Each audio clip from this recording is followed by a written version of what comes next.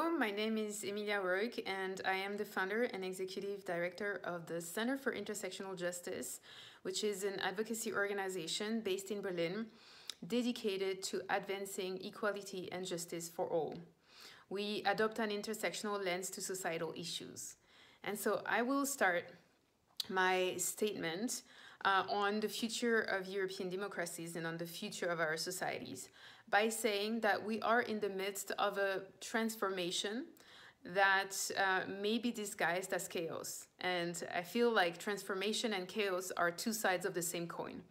It means that through change, it might be difficult sometimes to see the direction where we're heading.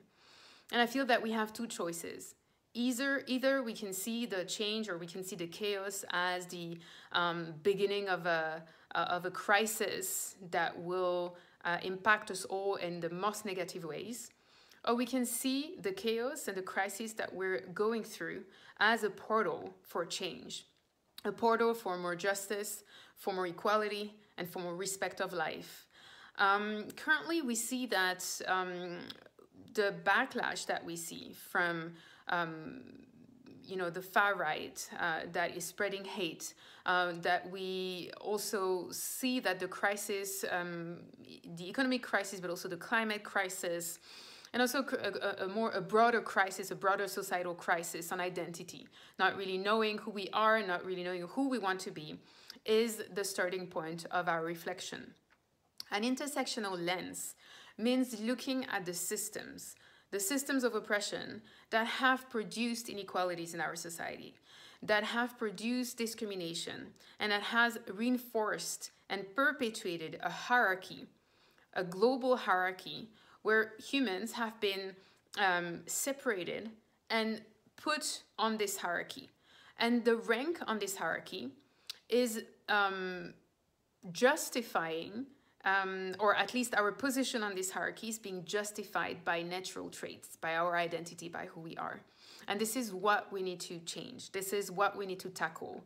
This hierarchy is no longer serving us. This hierarchy has been the basis for genocide. It has been the basis for giving some people more than others on the mere basis of who they are. For example, women not having the right to vote, women not having the right to own land.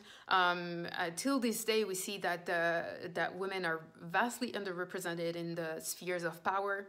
We see that people of color and Black people, Roma people, have been discriminated against on the basis of the color of their skin, on the basis of their ethnicity, of their religion. And so all of those differences and all of those types of discrimination are based on the hierarchy that we need to dismantle.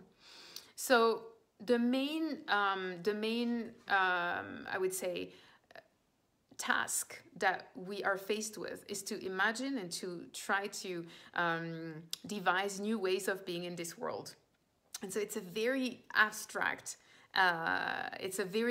task that we may not know what we are called to do, but applying more justice to this world means that we will have to dramatically or drastically change the way that we have seen inequalities in our societies today. We need to break from a meritocratic discourse that says that if you work hard, you will manage. Of course, if we work hard, some of us will reach the top. But what we need to deconstruct is the idea of top and bottom. In that sense, young generations have a very big role to play. The role to play is to realize that this hierarchy is kept alive because we believe in it. This hierarchy is kept alive because we continue to place our own self-worth in relation to the worth of others and are in constant comparison. And for us to compare ourselves and for us to manage to reach higher in the hierarchy, we need to reinforce those systems of oppression. In that sense, the younger generation can redefine identity. They can become aware of the hierarchy and try to make it visible any time possible. In that sense, I invite you all to try to understand and read as much as you can on oppression and to try to get out of the frameworks that you know, because the very frameworks that you're working in and that you think that might be the solution. This is not what we need to engage in. We need to divest from those systems and those frameworks. Thank you very much. I look forward to the conversation.